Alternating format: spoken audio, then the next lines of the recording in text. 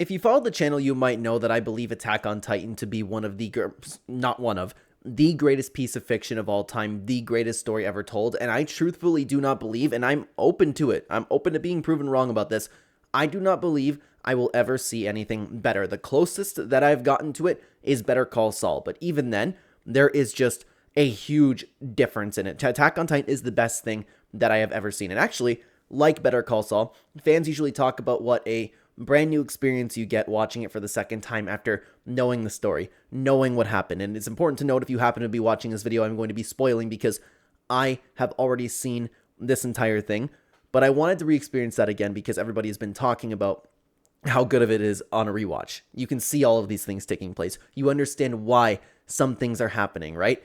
It is, I get it, man. I get it. So I started rewatching season 1, and today I wanted to break it all down for you, but it's going to be different because obviously usually when I make these videos, I talk about like what I'm experiencing watching this. I have already seen this, and we are going to be spoiling the entire series. Hello everybody, welcome back to another video. If you are new here, my name is Kyle. I am your guy with many YouTube channels. So even just at the very, very beginning, it's crazy to me the foreshadowing in this show.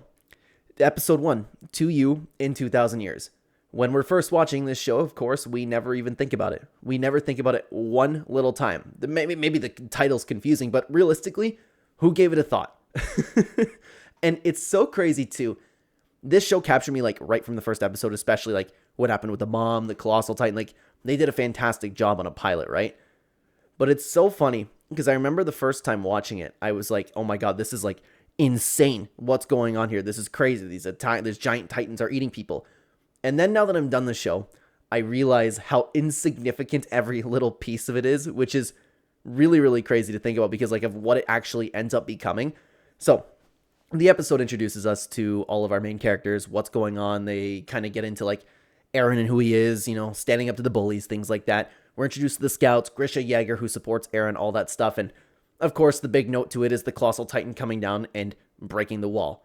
Titans are going crazy.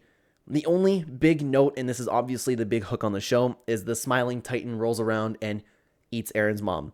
Which is, again, the first time I watched this, I was like completely captured about it. I was like, oh my God, that's actually insane. Now what's wild about it is I know that Eren was the one who directed the Titan to the mom. And I know that there's like all of these different different theories out there because people are talking about like, oh, she said her legs are broken, but she's moving her legs. I don't know if we want to look into it that deep, but it's actually insane. Even to the point where it's like, I guess you could say she was easily killed. I guess like, it's just wild knowing all of that, right? But the first time I watched it, I was like, oh my God. And then like, it went like full steam ahead. I was hooked. And for this show, I hate watching shows like this because I have to know what happens. I like just like watching a show maybe while I'm eating. An anime show is perfect because it's a 20-minute episode. I can watch it while I'm doing dishes. I can watch one episode before bed. But I remember the first time that I was watching this show, I was like episode after episode after episode while I was eating, while I was getting ready for work. Like I just had this show on all the time, and I've never personally binged a show so fast. But anyways, the show continues on, and we start to get like little glimpses of what Grisha was actually doing to Eren, which of course it's impossible to piece together at this time watching the show. And again, so funny knowing what happens, right? And why Eren is experiencing all of this. Other than that, they're just kind of surviving. You know, the Titans have just ruined everything. They need to migrate. They're having issues with that. Eren ends up getting fueled by rage. He vows to kill all of the Titans.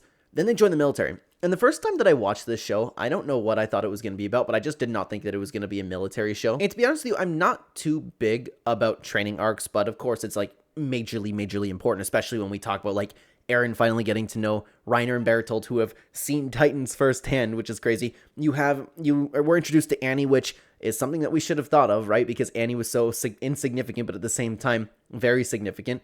We're going to get a little bit more into that, but she teaches him how she fights, kind of. She teaches him a cool takedown. And what's cool about this, too, is I didn't know that, I don't know if it was the writer or whoever was in charge of these scenes, whatever it is, there's an MMA fighter named Yushin Okami who I've actually been a fan of throughout. Like, I'm a big martial arts fan if you happen to be new to the channel. And they went to Yushin Okami's style for some of these takedowns, for some of these, moves. And it becomes a lot more prevalent in later seasons when they talk about, like, having the Attack on Titan, or the Attack Titan doing arm bars and stuff like that. It's like, I don't know. I thought that was pretty cool because I'm personally familiar with Yushin Okami's style. I thought that was cool. But other than that, there isn't a ton to take away from the training. They end up joining the scouts. People end up not wanting to be part of the scouts. But of course, Eren is more than motivated. He wants to kill everybody. Mikasa is also shown to be one of the coolest characters of all time. And I loved what they did with that character at the first few seasons when she was just like, you know, I don't know how to describe it. You know, when they're using the ODM gear, it's like how gracefully she kind of like flows through the air, slicing people. Like, they did a really good job. And she was like, it's not often that you see a character like that and you go, oh my god, that's actually really sick. But they did a really good job with both Eren and Mikasa. In season 1, I didn't really like Armin too much, but I would imagine that's probably the goal. He's fantastic at what he does, but he was a little bit too whiny. Other than that, though, there is really nothing else to mention about the training up until the first battle, where the Colossal Titan returns. Eren tries to get it. He's completely motivated, but then it just disappears. Doesn't make any sense whatsoever, right? But there are still Titans that they have to take care of, and there is a giant battle, and this is the first time they're actually taking on Titans. What I love about this is this show was completely unpredictable, and it seemed like Eren was actually going to be the one to completely take down all the Titans. It's going to be easy work. He's just going to overcome everything. He takes on his first Titan, gets defeated. Well, I mean, he didn't really lose. Well, I mean, like, he slipped up a little bit, but he didn't really lose. It was Armin's fault. Armin froze up. Armin was going to get eaten, and Eren, because he cares about his friends, and goes to show again, he will do anything for these people. He swaps himself for Armin, throws him out of the mouth, and then he gets his arm cut off and just swallowed and eaten. And I don't know about you guys, I was completely convinced that Eren was gone. I thought that, I don't know, I was sitting down and I was thinking, you know what, like, a little bit weird to like build him up as this main character, and we're going to shift focus. I thought it was just going to be on Mikasa and Armin after that. I thought that was what they're going to be the show's focus, and I was like, oh, maybe this is like a Game of Thrones type thing where you never know what character is going to live and going to die. I was like, that's pretty cool.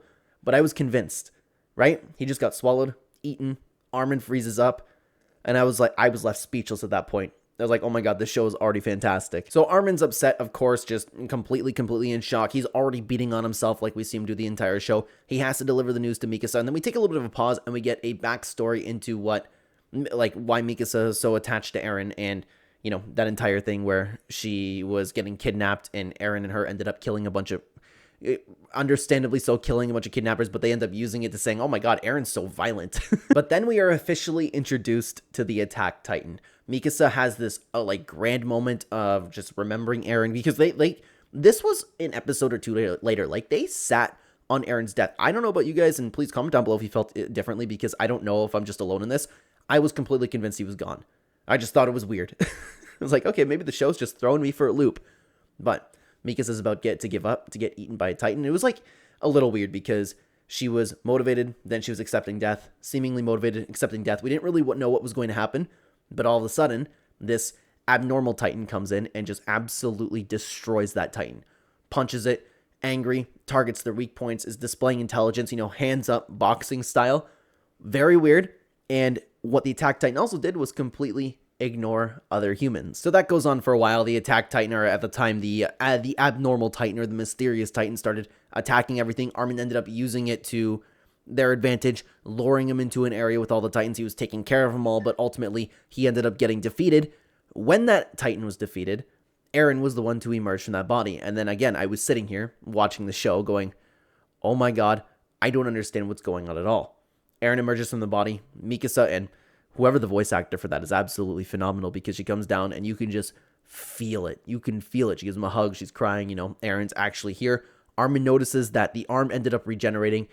Very weird. Nobody knows what to make about this entire show. And again, something that is so, like, it's so little compared to the grand scheme of things. It's like, oh yeah, well, someone came out of a Titan, right? And compared to what it ended up being, it's insane. Now, understandably so, everybody is completely terrified of Eren. Eren doesn't remember what's going on, but we were brought to a little bit of a flashback into what actually happened, where Eren was watching people inside the stomach, you know, I don't know if you want to call it drown or just getting consumed by acid, whatever it was, right? He was screaming, and he just completely got filled with rage, and however it happened, I don't even know if they even, like, went into how it happened, but he ended up turning into the Titan inside the other Titan. So he busted out, filled with rage. He's still kind of like, he's not really in control, but he's still feeling everything that he was feeling. I will kill them all. That's all that he keeps saying, right? Killing all of the Titans. We understand how that's going to happen, but Eren doesn't know what happened. But everybody else saw What happened? Everybody has their guns pointed toward him. Armin has to end up like convincing them to save the day. After Eren tried to transform, didn't really go too well. After some talking, they ended up, taking Eren to, I guess, just court to figure it out. Now, the scene in the courtroom was interesting because you have to think about it. After everything that they went through, they're justified in, as much as I hate it, like, they're justified in wanting to completely get rid of Eren, but you know that these people are also kind of like, you know what type of people there are. They're looking out for themselves, and you could, like, they don't care, right? They just want to get rid of the problem, but it's tough. It's tough. I see both sides of that. But then Levi came in, just started brutalizing Eren after, like, they're blaming Mikasa and they're blaming Eren for everything. Eren doesn't understand what's going on still. Eren doesn't end up transforming. He is committed to the game, but he needs to prove to everybody that he is actually helpful to the team. He wants to eradicate all the Titans, and that's all that he wants to do. So they come up with a plan. He needs to lift the boulder and plug the hole because Titans are still coming in it. Again, how insignificant and how hype it was for the first time watching this. Whenever Eren was actually lifting the boulder, it was insane to watch. The music, the way that it was presented, it's like this big grand feat. Knowing what's coming, it means nothing. He lifted a boulder. It's just the way that this show presented it, and I absolutely love it. And it's funny even like looking at the facial expressions of people like Reiner too, like not surprised, even like the little things that they say here and there. Something that I love is looking at like the hidden details that you missed. It is endless. Anyways, I got a little bit ahead of myself because once I actually ended up getting to the mission, the first thing Eren did when he transformed was attack Mikasa. But Eren gets control of himself. He lifts the boulder. The mission ends up actually becoming a success with a couple more like hiccups here and there. But it's funny even then, like talking about like the hidden secrets in there, you see that John had to escape on foot. You see that Annie was with him. You see all of the little pieces building here and there for what's to come. And it's just so fascinating to me. But anyways, Eren, the reason that he ended up getting to control of his Titan is because Armin ended up reminding him to like, hey, you promised to eradicate them all or something along those lines, right? Eren wakes up in a basement and he's introduced to, I don't know if this is the first time no, it couldn't have been the first time he was introduced to Erwin, but regardless, the plan is to go to the basement to learn the secret of the Titans. They need knowledge. They need power. I might have had a little bit of an issue because I think I jumped the gun on when the courtroom happened because I think it was after the boulder. Regardless, he's under Levi's protection, and Levi said if anything goes wrong, he'll just kill him himself. Everything ends up being okay. They take him to, I don't even know where, but wherever Hanji is. Hanji starts explaining what they figured out about the Titans. They have a couple of them captured. Stays up all night with Eren after Eren ends up like doing chores around the house. Eren is actually excited to learn about the Titans, and what we do end up figuring out is they rely on sunlight for energy. They kill for the fun of it, or kill for the hunt, because they don't need any food to survive. They don't need water to survive. It's strictly sunlight, which is strange. I don't know if they've ever actually touched on that again, but regardless, they're not nearly as active at night, but every single Titan has their own, like, level that they can handle without sunlight. Other than that, their bodies are very, very lightweight for their size, and I don't remember exactly how she ended up explaining it, but something like they just kind of generate out of nowhere because they cut off an arm or something like that, and it was just completely lightweight, which is very interesting. The next day, they end up getting the two Titans that they had captured. They were murdered by somebody. At this time, you can't possibly figure out who it was, right? But we all know that it ended up being Annie. And the only other thing is, at some point around here, I don't remember when, and I still don't know why he said this, but Erwin actually went up to Eren and was like, who do you think the real enemy is here? And that was kind of it. I still don't really know the purpose to that, what he knew, what his hunch was. Might have been just something that I missed along the story. It's just something that I don't understand. But anyways, we now move on to one of my favorite arcs in the entire show, and that's when the female Titan ends up showing up. You know, it's so easy to say now because we had no idea, or at least like I personally had no idea. The Titan just looked like Annie. It really was that simple. But of course we didn't know. They did such a good job at distracting us, making us pay attention, making us question, making us like really involved with the POV of the characters. So they go on this 57th scouting mission, whatever it was. And I don't even remember what the goal of it was. But regardless, they end up going out and the female Titan appears out of nowhere.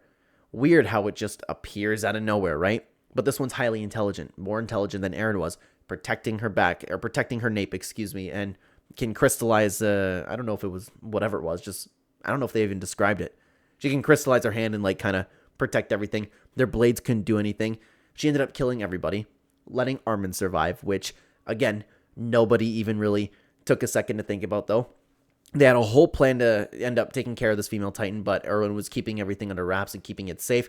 They end up pushing forward, losing people after losing people, and this was like really, really dragged on too. It's funny too, watching, and like you can go back and you can actually see that it's Annie, like letting Armin survive, seeing the plan. They figured out that the target's Eren, right?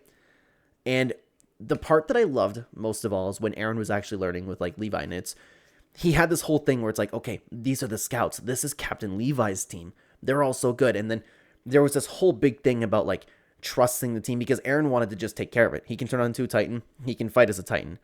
And that entire thing where Levi was kind of telling him to like, I don't know what's right. I don't know what's right. Follow your instinct. And then after everything that he's seen, he decides to actually trust in his team. Even like, it was really powerful when he let it out too. Like, I'm with you or whatever it was he said. It was like building up to be this like grand moment where they actually take down the Titan. They're having some success. They're slicing her ankles, all these bunch of things, right? And then one after one, they all die. And again, Attack on Titan does such a good job capturing like the fear that these characters are feeling, how horrifying their deaths are, how like they're just crushed, Eren has to watch them all die because he knew better. He knew better and he chose to go against his gut and have faith in them.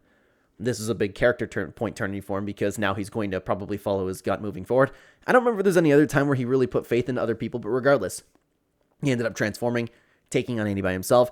It's cool to see the actual rage, and it's funny to see like all the other characters and that like the particular sound that it makes when he turns, right? Everybody turns around and goes, uh-oh, that's Eren. And then, of course, what I love too is Mikasa, no matter what the mission is, she's going to help, right?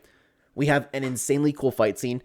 We still don't see that it's Annie's technique, and the show actually sat down and showed us exactly what she does, exactly how she keeps her hands up, exactly how she throws the roundhouse kick, but we don't see any of that.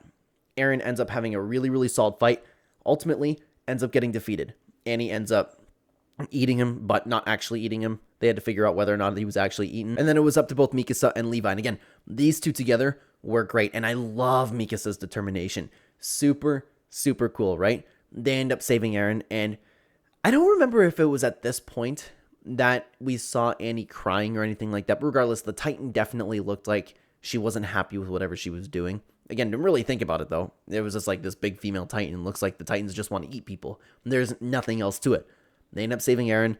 The mission was a failure. I can't describe to you every little piece in detail about the fight, but it was so dragged out, so brutal. They did a phenomenal job with it.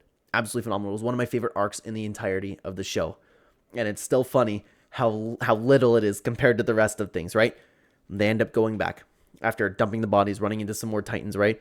And this is where Eren has to bite his tongue because he listens to everybody all. This is where our tax dollars are going to. What were they gone for? Like 30 minutes or whatever it was, right? And then the only thing that saved him from, getting up and fighting people was he saw a kid glowing, looking at him like Eren used to look at the scouts back in the day.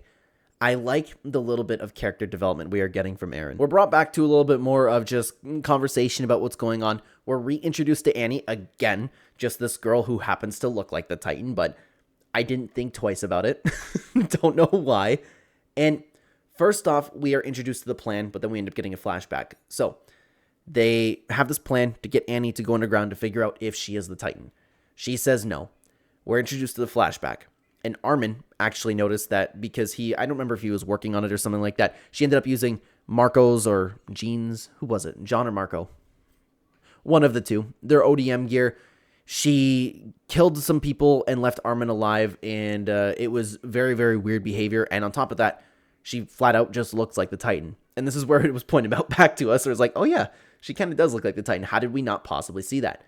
Annie starts laughing hysterically. Eren's trying to get her to go downstairs because Eren doesn't want to believe that she's a Titan. Nobody wants to believe that she is the Titan.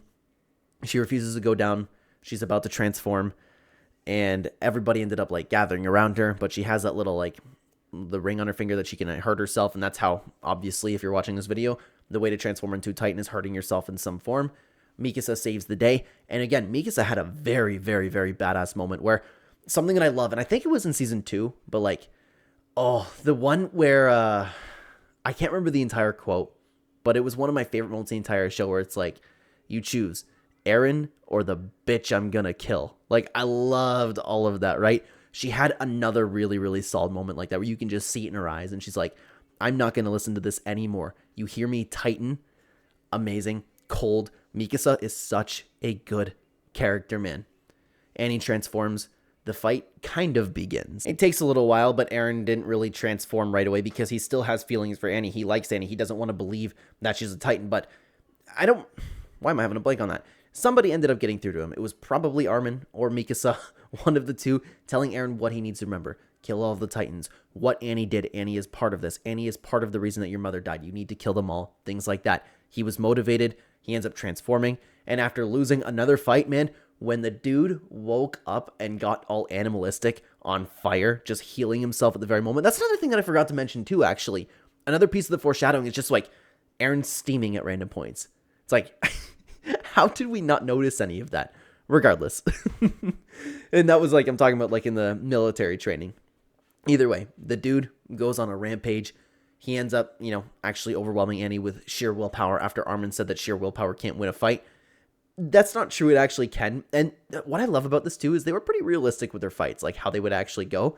Regardless, she tries to escape. Mikasa cuts the fingers on the wall. And again, very, very gracefully. Everything that she does is just so clean. Her and Levi, very, very fun to watch with the ODM gear.